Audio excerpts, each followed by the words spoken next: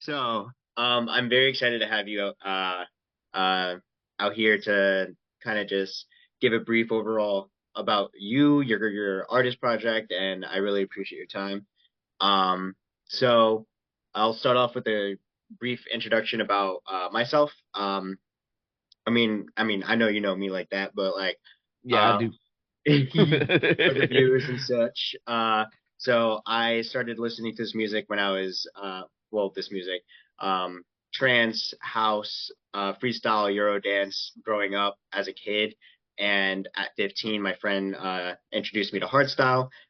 It's been Starlight Road ever since, and I raved around the years of 2010, 2011, and kind of been raving since. So I only DJ, but I don't produce any music. And now Kygore, he produces music, and I believe he had another alias. We'll get into that. And currently he DJs in various states in America, and he's definitely a pioneer of American hardstyle. So, if you wanted to briefly introduce yourself furthermore, you have the floor. Oh man, this is new to me. I've never done an interview before, but This is my second hi. one, but yeah. Hi, I'm Kygore, Yeah. also known as my previous alias Delusion. Mm. Uh, let's see. I started raving back in 1998. I am an old man. So I will say my second rave I ever went to was Nocturnal Wonderland in 1998, and that was amazing. Even though people got pepper sprayed and gassed because people were jumping the fence and breaking the fence and trying to get in. 1998 vibes. Yes, it was it was wild. A ticket to Nocturnal Wonderland back then was $20. Damn. I know. Imagine those prices now. Oh, stop it. But So, yeah, when did you start getting into producing? I kind of dabbled here and there back in like 1999, 2000 Hmm, when I didn't get a legit copy of Fruity Loops okay. because that's what we usually did back in the day. What Since are what is Fruity Loops? Fruity Loops is basically what FL Studio is now. Oh, okay. That's why it's FL because Fruity Loops. All right, that makes sense. That makes sense. Cool. And were you producing in 2000 and 1999, were you producing like a certain genre of music or Not really. I was just kind of messing around back then. okay. Um, I was mostly back then. I was still mostly a happy hardcore DJ and hardcore and gabber, Okay. and I still have all my vinyl. Excellent. That's admirable. I wish I had a Yeah, lot more vinyls than what I have now. Um, so what inspired you to produce? I just I love music, and I love to not only like play it, but also like I like to make it because when people listen to my tracks, I can see their reactions to how like they like it or they don't like it, whichever. But Yeah. No, yeah. it's just it's just nice to see, people saying, "Oh my God, this is sick," and just it's a good feeling. That's good. Were you producing under Delusion or were you just producing under your just production personality of just wanting to make music? I actually do have some tracks out as Delusion, Ooh, um, but they're more recent because I was, producing and DJing, but I kind of stopped for a little bit because I thought Happy Hardcore was dead, and then I came back. So, but I hmm, do have some tracks. My biggest track under Delusion is a remix I did with my friend AOS, and it's a remix of Searle's MTC, and I think it has over 200,000 plays on Spotify right now. a damn Delusion. Okay. Yeah. No, I definitely got to check it out. I don't think I ran across it. I knew you had the alias, but I never delved into the music you produced, and I didn't even know you produced music under delusion. I figured like, oh yeah, you just are spinning some happy hardcore, and that's your alias for the time being. But that's really neat. That's I'm glad to learn that. Yeah, I mean, I had to change my name because when I sent my first track over to Dirty Works, they said we like it, but we can't use your name because there's already a delusion, and it's a delusion with a Z and not an S. So I had Interesting. to I had to rebrand, but it was worth it. The rebrand is going well. Yes, Kygore has a really cool twist to it. And just meeting you in person, I feel like that name has a very good theme for who you are, if that makes sense. But how Yes. did you come about that name? This is the best story Cool. Do tell. because so I'm dyslexic, Okay. very bad, and so I used to call the Pokemon Kyogre Kygore Uh, because that's what I thought it was called. I thought it was Kygore, and then I was like, oh, it's not. Whoops. But I'm like, I kind of like that name though, so mhm. I'm gonna stick with it. Dude, that's an awesome spin off. Like, I'm glad you ran with it, and through your mistake, the name kind of lives on. So Yes. it's never a mistake in the end. So that's awesome, honestly. It's really funny because on one of the Dirty Works YouTube videos of my song, Hmm. someone's like from legendary Pokemon to legendary producer, and I'm like, I'm glad I'm not the only one that's dyslexic. Yo, that is awesome. I really love that. Yeah, so I So, hope that people make me Kyogre candy and stuff like that. Just throwing it out there. well, now we know how to get you at raves, and that helps me a lot too. We actually are making candy in the other room, but now I know that. Ah. That's dope. So, I wanted to know, so when did you start getting into like producing hardstyle? Because I know you have two tracks, right, released under Dirty Work so far. Yes. When did you start getting into that? It I kind of dabbled in it a little bit while I was delusion, but not very much. Hmm. But when I wanted to go more of a route where I wanted to get like better bookings out here, I was like, I need to go the hard style route because it's like I love hard style no matter what. Like if Hmm. it's hard dance, I like it because I've been to Q dance out here. I've been to all the hard dance stuff. So it was just time since I'm going with the new alias. I might as well start doing hard style. So I was like, here we go. Let's dive into this. Word. You released In the Dirt 2022, if I'm not mistaken. uh, no, last year, 23. Last year. Okay. Yeah. And before that, so like, were you working towards that a years before, or was it like really recent that you decided I'm gonna do hardstyle? It was very recent because Cool. uh, I kind of got into an awesome situation of having amazing roommates named Lucky Rabbit and Talon, and Mm-hmm. they kind of gave me the motivation to just go for it. Aw, that's very inspirational. Yeah. That's dope. So, I mean, I know hardstyle is a growing scene in this area. It's been around for decades, of course, and even in this area, it's been around for decades. But it had its ups and downs. So it's kind of cool that you are taking the mantle and being part of a team that's pioneering American hardstyle. I feel like we definitely need a bigger scene here, and it's just really cool that they motivated you to get back into the grind. And it seems like you're really taking off. Like, obviously, you don't only produce, you also DJ. So, I mean, I know of an upcoming event, but do tell the viewers of your future events, maybe. Okay. Yeah. So on February 22nd, that should be Friday. I'm bad with dates. I'm playing a show in Arizona called Future Club 7. Exciting. And yeah, this is actually my first Arizona booking as Kygore. Okay. And Yeah.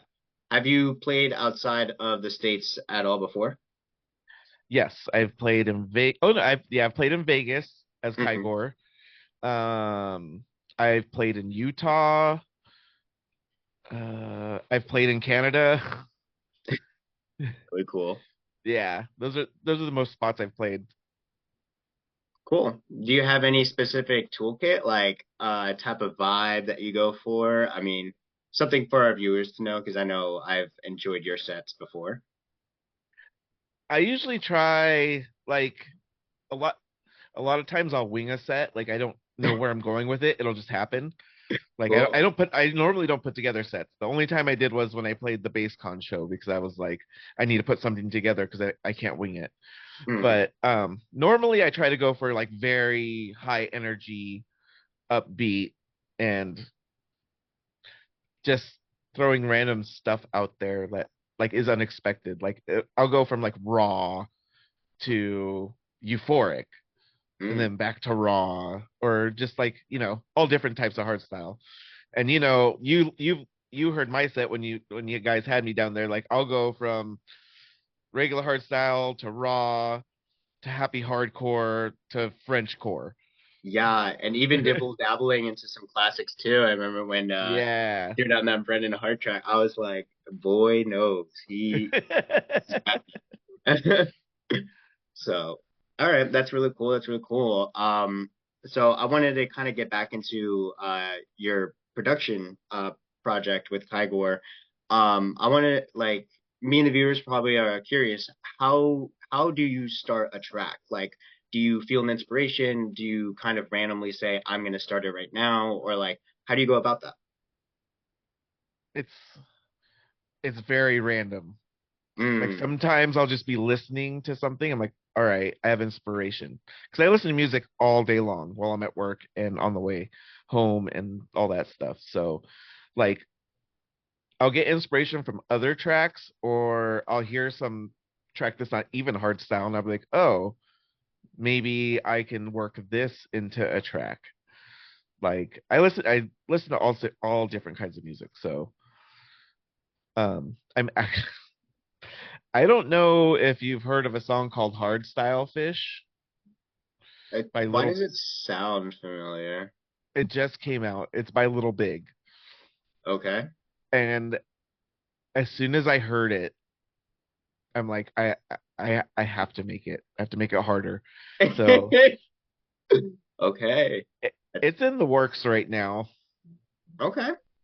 So it seems like you listen to music, right? You have a vibe. You're inspired by the music in general. Yeah, Loving it. And then if you dibble dabble into different type of genres, you feel like a particular sound or just the theme or tone of a track or of a song, you kind of get that. Okay, I want to make that but harder in a sense. yeah, and also like, I mean, I look at samples and all that stuff too. Like I'll go into Splice and look for vocal samples, and if I hear a vocal I like, then I'll go with that. Oh, cool. So, during your years, I know you went from delusion, you kind of went back out, and then you got remotivated.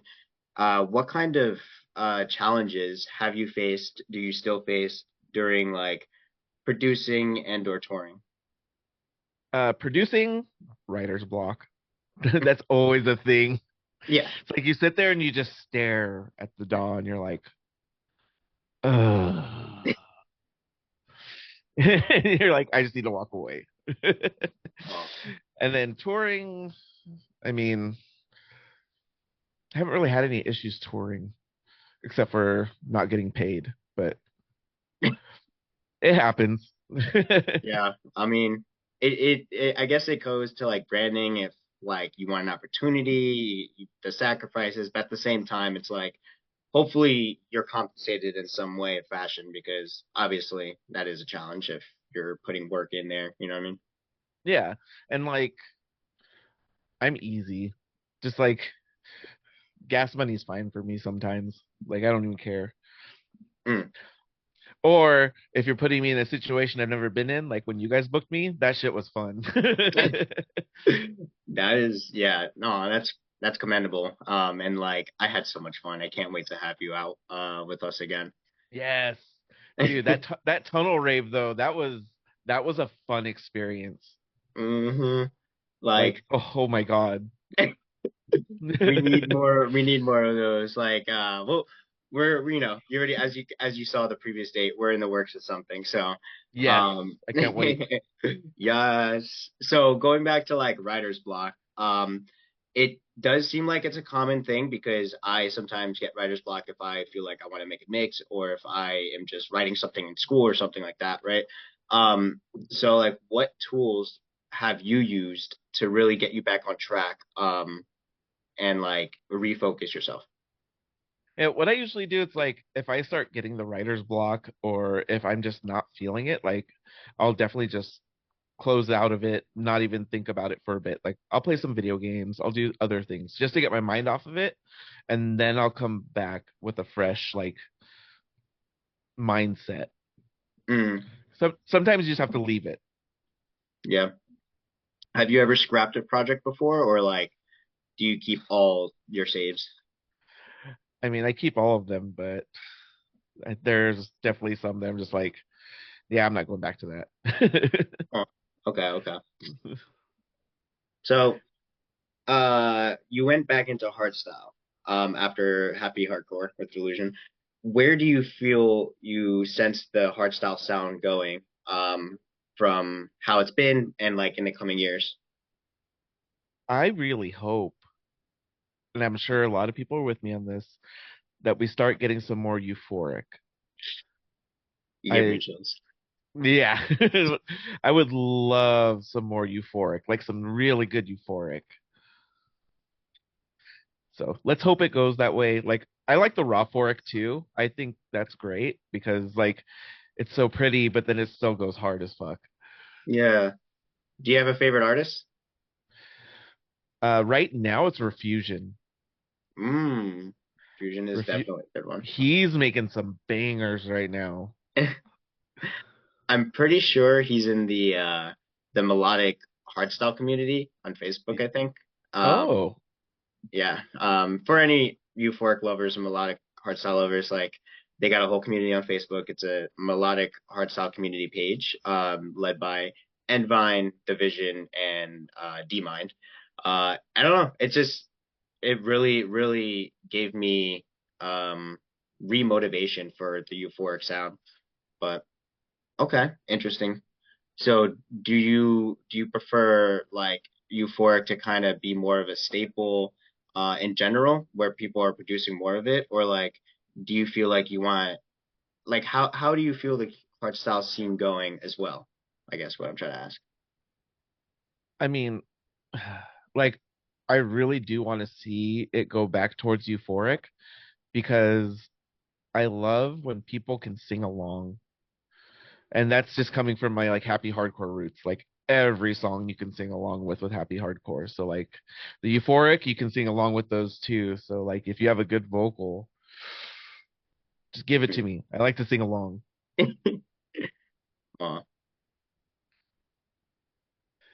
so what dreams do you have for yourself in the hardstyle scene? My dreams are definitely bigger and better bookings, maybe a festival somewhere in there in the mix, and obviously dropping some more bangers if I can. I don't want to lose the spark. I want to keep it going. Yeah. Festivals internationally or here? Both. Both. Oh I mean, yeah. here's a little more realistic, but you never know. Okay. Would you feel like you'd rather do one or the other more often than not, or how's your opinion on the scene in America and the scene worldwide, I guess? I mean, obviously, overseas, their scene is insane. Like, they got all the stuff. And it's because they have a bigger crowd. Like, here, I hope it can grow to that. Because, I mean, Dirty Works has done stages at Ultra now, 2 years in a row. Mm-hmm. So there is some sort of want for it. It's just all of us need to band together and show up and show everybody that hard dance is here and it's big and we want it. For real. Like I want the same, and I want our voices and like screams and shouts and passion to be heard in Netherlands or like even in Australia, and them to like check us out like, hey, like look at this scene over here, like they're making some noise, like maybe we should like pay some more attention and go out there or something. Like, oh, I'm hoping for that. Yeah, that would be so good. I mean, and the good thing is like we have Raven now. How's that going? It seems like it's going pretty well. So that's going to hopefully help grow the American scene and get some more people out in the wild and in the spotlight. Yeah. Do you know how many, so like how many people do they have under the label already, like representing them? Good question. I actually don't know. Mm. Okay, okay. Are you because I know you have releases with Dirty Works. Hmm. I personally I don't understand the mechanics behind like label ble like, dabbing into other labels, or like do you stick to a particular label, or like are you in Raven also? Like how does that work? I mean, it goes a few ways. Like you can get signed to a label and then you release exclusively for that label, or you're just kind of like a free agent and you just send your tracks wherever and see if they take it, which is what I did with Dirty Works. And I do have a track coming out on Raven, I think next month. Ooh, all right. So talking about future projects, do you have like I know you said you just that one, and then you mentioned earlier there was a particular sound you wanted to make harder, and that's on the works too. So like, do you have many future projects, or like what can your fans expect in the future for you? I definitely have a lot of future projects. That there's going to be a few tracks coming out for me this year for sure. I would love to make the remix I'm doing official. That would be big, but we'll see. We'll see how that one goes. Okay. Do you want to eventually get tracks released under like scan tracks, for an example, or like how do you see those type of labels? Oh yeah, definitely. Like scan tracks. Scan tracks would be crazy. I would love to get a scan tracks release. And I definitely want to release on BaseCon as well Mm, to help with the American scene. yes. Oh my God, Yeah. yes. So yeah, I mean there's labels everywhere. Like I could do Gearbox. Damn, man. Getting a I little up know. there, right? You throw some Yeah. raw in your sets, and then with your own little track. I like that. I like that. Yeah, exactly. But going back to like how you do sets, I think it's cool that you mentioned you kind of go off script and do your thing. It adds pizzazz. I think that ties in your personality and gives you the free reign opportunity in that sense. And I think I find like it makes sense that you used to produce happy hardcore, and you obviously still love that energy in the music. And when you are free reigning your sets, you kind of still bring that same high energy. I know from my experience with your set, it really brought the vibe. Like I don't know, it's just something I'm commending, I guess. I really appreciate it. So our sorry, were you about to say something? No, I was just saying you're making me blush. Oh, well, I mean, no, I appreciate you a lot, dude. So I wanted to ask, are there any like tips for aspiring producers and or DJs that you would want to share um from your many years of experiencing the scene and producing? So for DJing, the nerves never go away. It's normal. They never go away. Like when I played my first BassCon show, that was the most nervous I. Are we good? Yeah, sound check, good. We'll be able to somehow edit that. You don't have to worry about it. Look, like you, I, Whoops. I mean, I'm just like, oh man, we got into such a juicy topic, and you were going in, and I'm like, no. Yeah, Happen. I heard my notification. I was like, wait, what? Yeah, I'm What's like, going on? all good. I remember exactly where we picked off. So you were starting to get into the tips that you have, and you were going into DJing. By the way, we do have 8 more minutes on this recording, which is more than enough time. So you got it. Um, what got recorded, or You did were none saying of it get? so you were saying for DJs, I would say the nerves never go away, Yeah. and then for your first space con event, you were just so nervous, like the most nervous, and then you got cut off. Okay. So yeah, DJing, you guys, like, getting nervous is normal. You'll be nervous. Just try not to stress out too much. I know I can say that and it won't help, but yeah, I was very nervous at my first BaseCon show. Very, very nervous. How did Like, you overcome those nerves? I played my first two tracks, and then it wasn't even thinking about it anymore Ellie. until I started messing up a couple times. I was like, oh no, oh my god, oh my god, oh my god. But apparently no one heard it, so it's fine. It's fine. It's fine. And then for producing, like, try not to stress about it too much. Like, if it's not sounding how you want it, don't get frustrated. Like I said, like, my tip is to get up, walk away, and refresh your mind a little bit, and then get back to it. Hmm. What kind of, I know you said video games. Is there a specific thing that you always de-stress with, so you can get back to focus, or do you kind of just like drop it all and just say, nah, like that's it. I'm going to do something else, whatever it is. Well, for video games, I am a big fighting game fan, so I'll play Street Fighter or Tekken.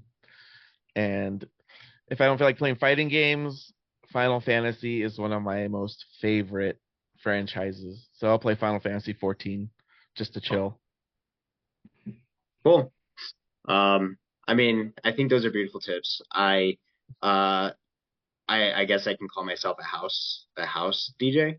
Not like a house DJ. I'm a hardstyle Wait, DJ. I was like, Wait, wait, wait, wait, wait. but like a bedroom DJ. That's what I meant to say. Because I was trying to think of the way that the cool kids say it nowadays or whatever. But a bedroom DJ. So like, yeah, I kind of like have fun with it. But I did open for the show that you played at. Just to kind of get a sound filler. It was my first thing, and like honestly, bro, it was like 8 to 10 people there. Like half of them were like the organizers, like my friends, and I still Yeah. had those nerves. It was weird. It was like I did not feel nervous this whole time. Like I knew I was gonna play in front of my friends, and it was just gonna be like any other random day.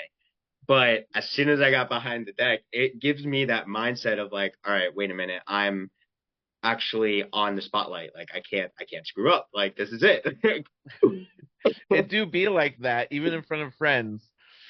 I mean, I will say my last set as Delusion was also kind of nerve-wracking since I had to dress up as a maid, cat maid. So that was interesting. It sounds interesting. That's really And I'll cool. do it again if someone wants me to. Yes, we love to hear that. I did Where's actually. my anime raves? Ooh, some Mm-hmm. idea for some themes in the future. Love it, Mm-hmm. love it. But I did want to ask you, so like, would you be willing or do you plan on wanting to ever do a set under the name Delusion? I said I would. Um, Preferably if I was going to, I would do an old school vinyl set. But if someone wants the straight happy hardcore as Delusion, like, I can do that too. Hmm.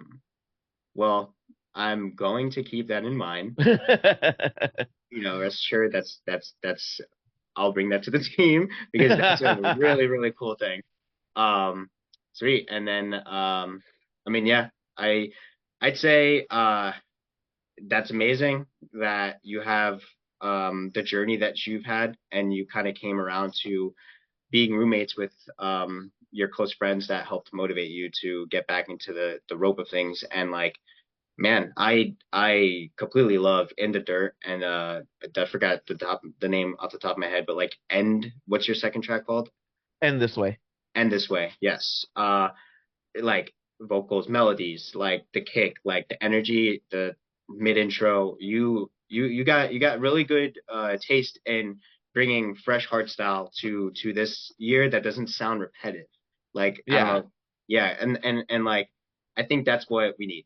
We need more of artists that have that mindset of bringing something fresh to the table, but nothing that blends and meshes like with all the other tracks and like kind of like feels like it's just getting flooded out.